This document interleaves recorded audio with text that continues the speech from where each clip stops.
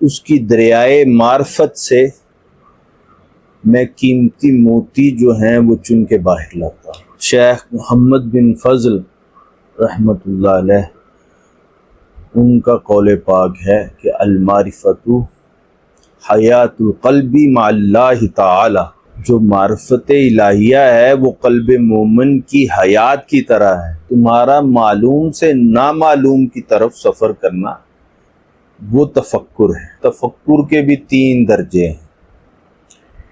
ایک درجہ جو ہے وہ حرام ہے، اس کا دوسرا درجہ جو ہے وہ مستحب ہے، اور اس کا تیسرا درجہ جو ہے وہ واجب ہے۔ اب اس کی حقیقت کیا ہے کہ تم مٹی ہو، تم مٹی کا ڈھیر بنا دیے جاؤ گے۔ اعوذ باللہ من الشیطان الرجیم، بسم اللہ الرحمن الرحیم، رب اشرح لی صدری ویسر لی امری واحلل عقدۃ من لسانی یفقہوا قولی۔ یا رب صلی وسلم دائما ابدا علی حبیبک خیر الخلق کلہم۔ اعوذ باللہ من الشیطان الرجیم، بسم اللہ الرحمن الرحیم، اعینہم تفیض من الدمع مما عرفوا من الحق، صدق اللہ العلی العظیم۔ تو آج ہم دیوان شمس کا آغاز کرنے جا رہے ہیں، مثنوی حضرت شمس تبریز کا آغاز کرنے جا رہے ہیں، اور جو کہ معرفت کے عنوان پر ہے۔ آج کی جو پہلی فصل ہے وہ دربیان معرفت پر ہے،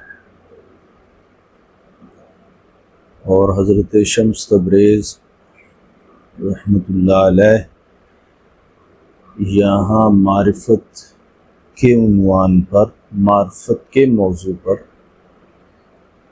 کچھ باتیں جو ہیں وہ یہاں سالکوں کو بتا رہے ہیں، جو اس راستے پر چلنے والے ہیں ان کو اس راستے کے کچھ بڑے نشانات جو ہیں ان میں ایک نشان جو ہے وہ معرفت کا ہے۔ تو ایک سالک کے لیے اس چیز کو جاننا بہت ضروری ہے کہ معرفت ہے کیا، اور اس راستے کو طے کرتے ہوئے اسے کس طریقے سے اپنے ساتھ رکھنا ہے۔ معرفت اگر حاصل نہیں ہوگی تو آپ اس راستے پر نہیں چل سکتے، تو اس کو آپ بیان فرما رہے ہیں۔ سخن در معرفت چوں رفت اکنون، بروں آرم ز دریا در مکنون۔ فرماتے ہیں کہ جب معرفت کا کلام شروع ہوتا ہے، جب میں معرفت کے اوپر گفتگو کرتا ہوں یا معرفت کے کلام کا آغاز کرتا ہوں، تو پھر اللہ کی طرف سے جو اس نے مجھے عنایت کر رکھا، تو پھر اس کی دریائے معرفت سے میں قیمتی موتی جو ہیں وہ چن کے باہر لاتا ہوں، اس کے فضل کے ساتھ، اس کی رحمت کے ساتھ، اس کے کرم کے ساتھ۔ سخن در معرفت چوں رفت اکنون، بروں آرم ز دریا در مکنون۔ تو اب یہاں سے معرفت کا آغاز کر رہے ہیں کہ معرفت کس طریقے سے تمہیں جاننا ضروری ہے۔ معرفت کی وہ کون سی شرائط ہے جن کو پورا کرو گے تو وہ چیزیں تم پر واضح ہوں گی حقیقت کی سطح پر، وہ بتا رہے ہیں۔ کسے کو معرفت را کرد حاصل، مقام قرب حق را گشت واصل۔ تو جس نے معرفت الہیہ کو حاصل کر لیا، اب کیا ہے، وہ حق کے مقام قرب تک پہنچ گیا۔ اس نے مقام قرب جو ہے وہ حاصل کر لیا، وہ وہاں مل گیا، وہ وہاں جڑ گیا، وہ وہاں وابستہ ہو گیا۔ تو یہ جاننا بہت ضروری ہے کہ معرفت ہے کیا ہے، اس کے کتنے درجات ہیں، کن کن چیزوں کو پورا کرنا ضروری ہے اور کن چیزوں سے بچنا ضروری ہے۔ تو صوفیاء کے یہاں بہت سے اقوال ہیں۔ حضرت شیخ احمد بن عاصم کا قول ہے کہ جو اللہ تعالیٰ کا قرب حاصل کر لیتا ہے، اس کی معرفت حاصل کر لیتا ہے، تو پھر وہ اس سے ڈرنا شروع کر دیتا ہے، وہ اس کے اندر خوف کی کیفیت پیدا ہو جاتی ہے۔ اور حضرت شیخ محمد بن فضل رحمۃ اللہ علیہ، ان کا قول پاک ہے کہ المعرفت حیات القلب مع اللہ تعالی۔ تو جو معرفت الہیہ ہے وہ قلب مومن کی حیات کی طرح ہے، وہ اس کو ایک زندگی بخشتی ہے، یعنی کہ اس کے زندہ ہونے کے نشان جو ہیں معرفت کی وجہ سے اس کے اندر پیدا ہو جاتے ہیں، روحانیت کی صورت میں، اس کے انوار اور اس کی تجلیات کی صورت میں۔ تو معرفت کے 3 درجات ہیں۔ ایک اللہ پاک کی ذات اور اس کی صفات کی پہچان، یہ بہت ضروری ہے، اور دوسرا جو اس کی صفات کی نسبت مظاہر کے ساتھ ہے، اس کی شناخت بہت ضروری ہے، اور تیسری وہ جو معرفت جو اس نے تمہارے اندر رکھ دی ہے، وہ معرفت جس کو مشائخ نے بہت زیادہ بیان کیا ہے کہ من عرف نفسہ فقد عرف ربہ، کہ جس نے اس کی معرفت کو جان لیا، اس کی معرفت کو پا لیا، وہ اس تک پہنچ گیا۔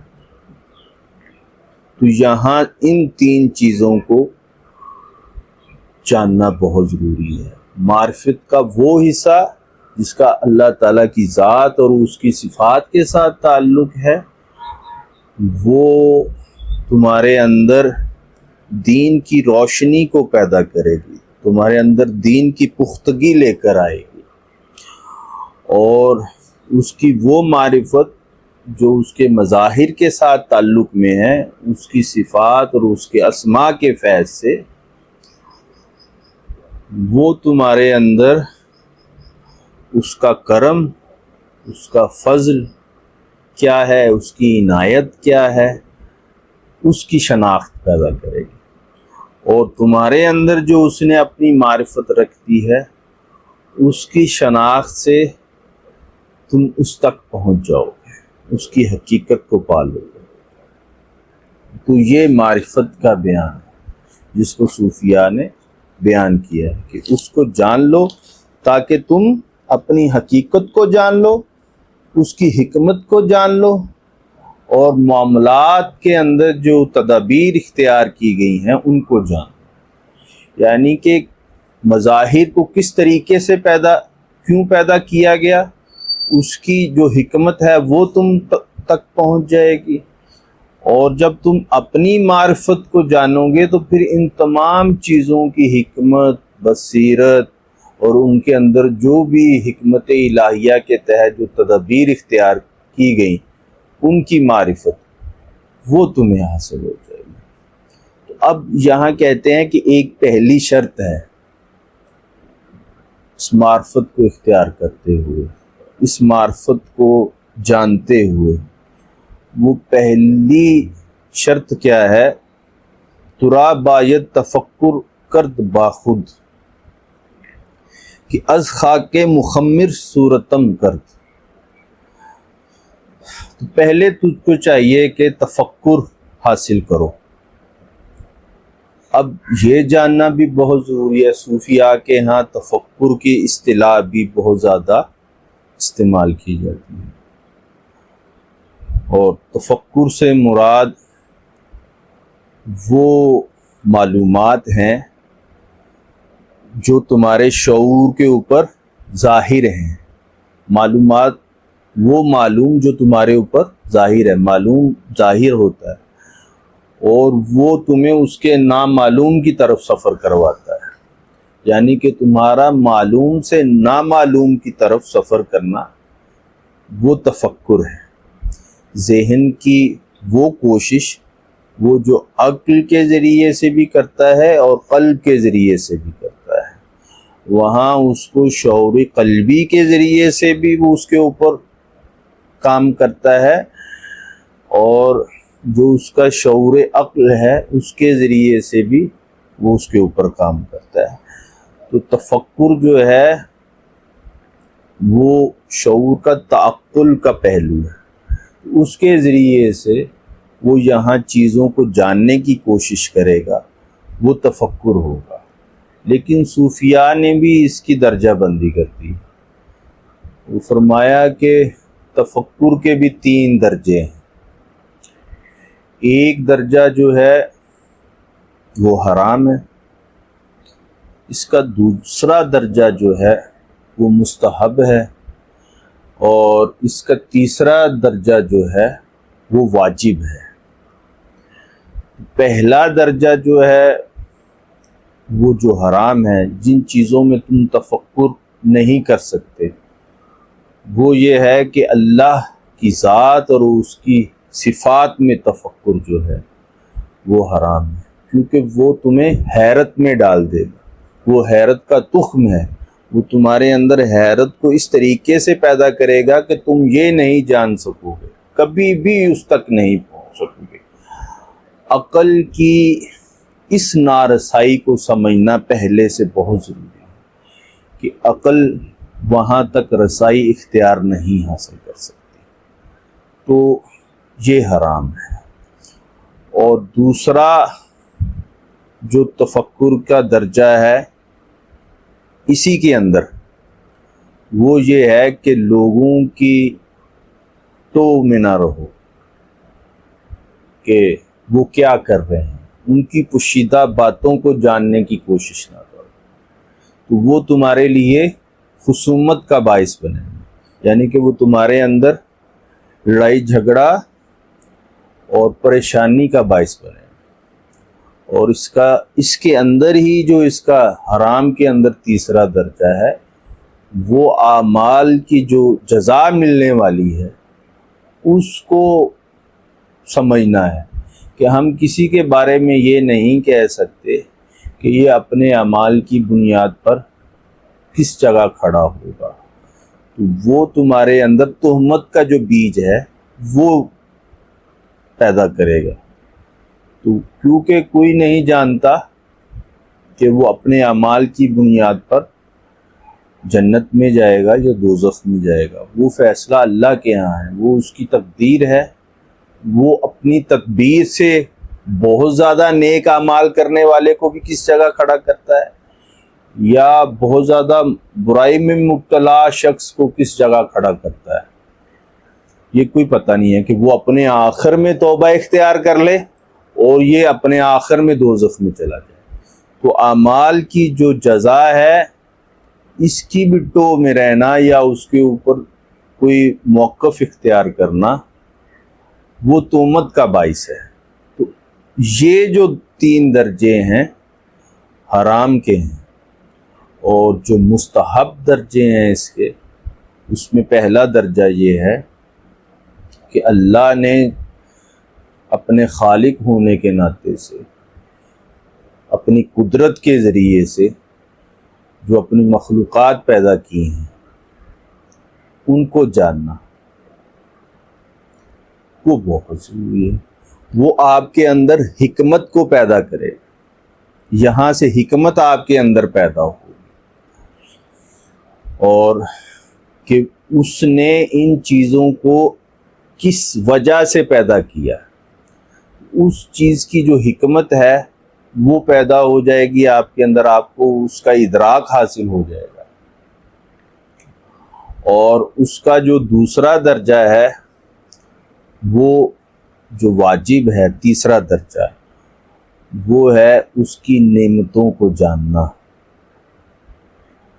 اس کی نعمتوں کی قدر کرنا، وہ جو اس نے تم پر کر رکھی ہیں اس کے ذریعے سے اس کو جاننا، یہ واجب ہے۔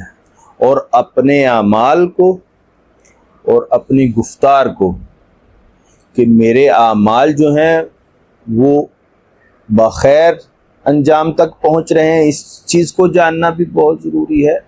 اور گفتگو کے ذریعے سے جو مجھے چیزیں جو ہیں وہ میری گفتگو جو ہے وہ راست بازی پر ہے، یعنی کہ میں گفتگو جو ہے وہ حق پر رہتے ہوئے کر رہا ہوں، اس کو جاننا بھی بہت ضروری ہے۔ یعنی کہ عمل میں تفکر اختیار کرنا اور گفتار میں تدبر اختیار کرنا اور عنایت خدا بندی میں جو اس کی طرف سے اب ان کے نتائج کے طور پر تم پہ عنایت ہوگی، اس میں تذکر اختیار کرنا کہ اب جو اس نے مجھے عنایت مجھ پر کی ہے وہ جتنی بھی ہے میں اسے سر خم تسلیم کروں گا۔ تو یہ تفکر کے 3 درجے ہیں، اس میں پہلا درجہ حرام کا ہے، دوسرا درجہ جو ہے وہ مستحب ہے، تیسرا درجہ واجب ہے۔ تو فرماتے ہیں ترا باید تفکر کر باخود، اب ان درجات کو ملحوظ خاطر رکھتے ہوئے تم تفکر کو اختیار کرو۔ اب کیا کرو کہ از خاک مخمر صورتم کرد، کہ اس نے تمہیں کتنی تھوڑی سی مٹی سے تمہارے وجود کو پیدا کیا ہے، تمہیں ایک بہترین شکل دی ہے، ایک بہترین وجود عطا کیا ہے ایک تھوڑی سی مٹی سے، اس کو جاننے کی کوشش کرو۔ قرآن پاک میں اللہ پاک فرماتے ہیں یا ایھا الانسان ما غرک بربک الکریم، تم کو کس چیز نے اللہ کے حوالے سے وہ بھٹکا رکھا ہے، الذی خلق فسواک فعدلک فی ای صورت ما شاء رکبک، اس نے تم کو کتنی بہترین صورت دے کر پیدا کیا اور کتنے اعتدال کے ساتھ تمہارے اس وجود کو کھڑا کیا، تو اس بات کو جانو۔ پھر آگے فرماتے ہیں کہ زہ پاک کی از خاک کی بقدرت وجود آدمی را قرد صورت، کہ وہ کتنی بڑی ذات ہے کہ اس نے تمہارے اس خاکی وجود کو اپنی قدرت کے ساتھ اس جسم کو ایک آدمیت کی صورت میں پیدا کر دیا۔ تمہیں کوئی جانور نہیں بنایا، تمہیں کوئی پرندہ نہیں بنایا، تمہیں کوئی نباتات اور جمادات اور حیوانات میں نہیں پیدا کر دیا۔ یہ سب چیزیں جاننے کی ہیں۔ اس نے تمہیں آدمیت کا شرف دیا ہے، تم کو اس نے اپنا خلیفہ بنایا ہے، اپنا نائب بنایا ہے، تو اس چیز کو جانو۔ تو پھر آگے فرماتے ہیں بگوہر با مزین کرد آ راہ بنخف روح در تن کرد جاں راہ، کہ تم دیکھتے نہیں ہو اس نے تم کو کس جوہر سے زینت بخشی ہے، وہ جوہر کیا ہے؟ روح ہے، اور اس نے تمہارے تن کو، تمہارے جسم کو تمہاری روح سے مزین کر دیا ہے، وہاں تمہیں ایک زینت بخشی ہے، وہاں ایک خوبصورتی دے دی ہے، تمہیں ایک وہاں حقیقت عنایت کر دی ہے جس کے اوپر یہ تمہارا سارا ڈھانچہ کھڑا ہوا ہے۔ تو پھر آگے فرماتے ہیں کہ اب وہی جو صوفیہ کا من عرف نفسہ فقد عرف ربہ، یہ تمام چیزیں تمہارے اندر سے ہیں، وہاں تم اپنی حقیقت کو دریافت کرو گے۔ تو اس کی پہلی شکل یہ ہے کہ تم اپنی روح کے اندر جھانک کے دیکھو کہ اس نے تمہیں ایک روح عطا کی ہے، اور وہ کتنی بڑی حقیقت ہے، کتنی بڑی زینت ہے جس سے اس نے تم کو مزین کیا ہے، تمہیں ایک خوبصورتی دی ہے۔ تو آگے فرماتے ہیں بصر را داد بے نائی کے بینت، پھر اس نے تمہیں ایک ظاہری آنکھ دی ہے جس سے تم اس دنیا کو دیکھ سکتے ہو، اس کائنات کو دیکھ سکتے ہو، اور تمہاری آنکھ میں ایک روشنی رکھ دی ہے جس کے ذریعے سے تمام چیزوں کو تم اپنے اندر منعکس کر رہے ہو۔ کمر را داد و قوت تا نشیند، اور پھر تمہیں کمر دی ہے تاکہ تم بیٹھ سکو اچھے طریقے سے، سلیقے کے ساتھ۔ اور انسان کا بیٹھنا بھی اگر سلیقے کے ساتھ ہو تو وہ اس کی شخصیت میں چار چاند لگاتا ہے۔ ایک اچھے طریقے سے بیٹھا ہوا شخص جو ہے وہ خوبصورت نظر آتا ہے۔ تو فرماتے ہیں تمہیں آنکھ دی ہے کہ تم دیکھ سکو تفکر کے ذریعے سے، تمہیں کمر دی ہے کہ تم بیٹھ سکو اور بیٹھ کر چیزوں کو بھی دیکھ سکو، ایک طاقت دی ہے، یہ ایک ظاہری طاقت ہے جس سے تم کو اس نے نوازا ہے۔ اور اب باطنی چیزوں کی طرف آ گئے۔ زبارا داد و گویائی کے گویت، اس نے تم کو زبان دی ہے کہ تم بول سکو، اپنے اندر خیال، تخیل، تصور کی صورت میں وہ جو چیزیں تمہارے اندر پیدا ہو رہی ہیں ان کو الفاظ کے ذریعے سے ادا کر سکو۔ زبان اس لیے دی ہے۔ بعقلت داد و دانائی کے جویت، اور پھر تمہیں اس کے ساتھ تمہارے باطن میں عقل دی ہے کہ تم اس کی جو نشانیاں ہیں اس میں اس کو ڈھونڈ سکو، اس کو پالو، اور اس تک پہنچنے کا جو راستہ ہے وہ ترتیب میں لے آؤ۔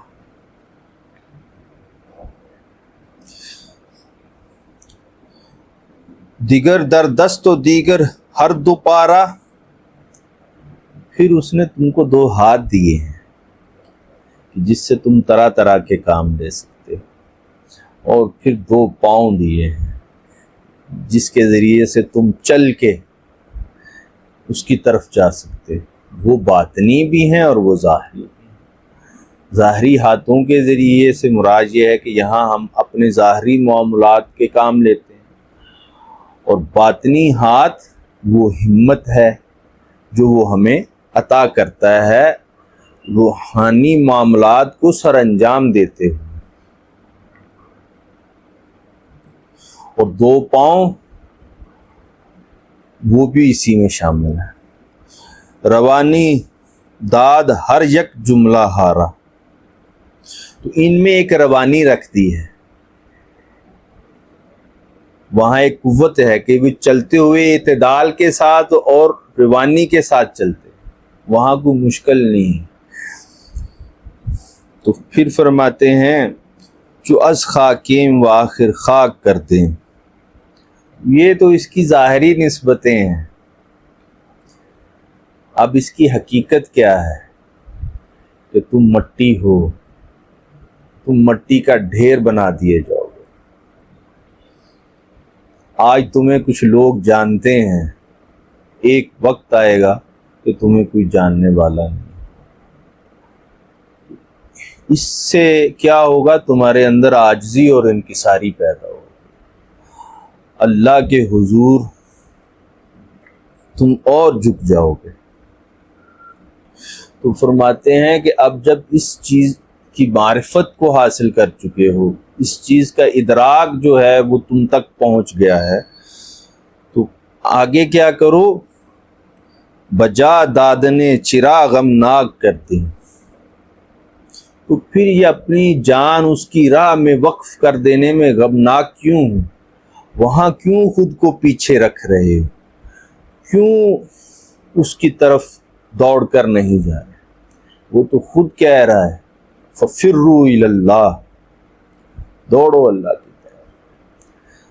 تو ہم نے اپنی جبلت میں پھنس کر، اپنی خواہشات کے دائروں میں آ کر خود کو یہاں باندھ لیا ہے، اور اب کیا ہے کہ میں اس کے راستے پر چلنے کے لیے تیار نہیں ہوں اور اس راستے پر رہتے ہوئے اپنی جان کو اس پر قربان کرنے کے لیے تیار نہیں۔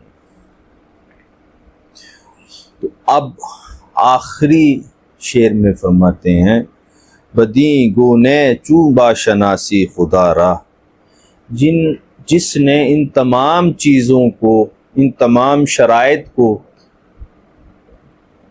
اپنے علم، اپنے عمل اور اپنے اخلاص میں نہیں ڈھالتا تو وہ تو پیچھے رہ جائے گا۔